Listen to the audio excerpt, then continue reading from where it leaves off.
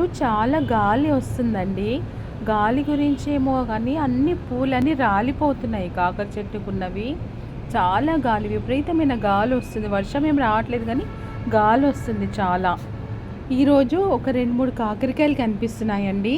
అవి తెంపుదామనేసి వచ్చా నేను నా లిటిల్ గార్డెన్‌కి. పొద్దున్నుంచి అనుకుంటున్నాను తెంపుదామని. కానీ టైం దొరకలేదు. ఇప్పుడే కొంచెం ఫ్రీ అయ్యాను. చూసారా ఇక్కడ ఆకులలో కనిపిస్తుంది ఒక కాకరకాయ. ఇది ఇప్పుడు తెంపుతున్నాను.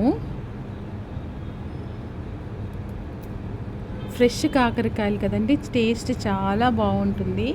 ఇవి ఇంకొకటి ఉంది, చూద్దాము ఇంకెక్కడెక్కడ ఉన్నాయో. 1, 2 కనిపించాయి కానీ అన్ని ఆకులలో దాగున్నాయండి.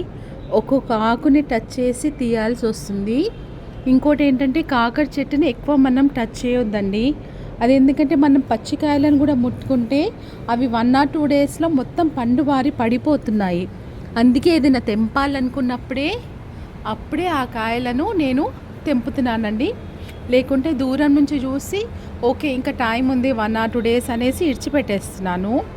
ఎప్పుడైనా ఏ చెట్టునైనా మనము డైరెక్ట్గా టచ్ చేయొద్దు, ఎక్కువ టచ్ చేయొద్దండి. ఓకే, ఇంకా చూస్తున్నాను. ఇక్కడ ఒకటి కనిపించింది, పొద్దున్న 1, 2 కనిపించాయి ఇక్కడ, అదే చూస్తున్నాను. ఇంకా నిన్న చేశాను నేను 2 కాకరకాయలతో పులుసు చేశాను.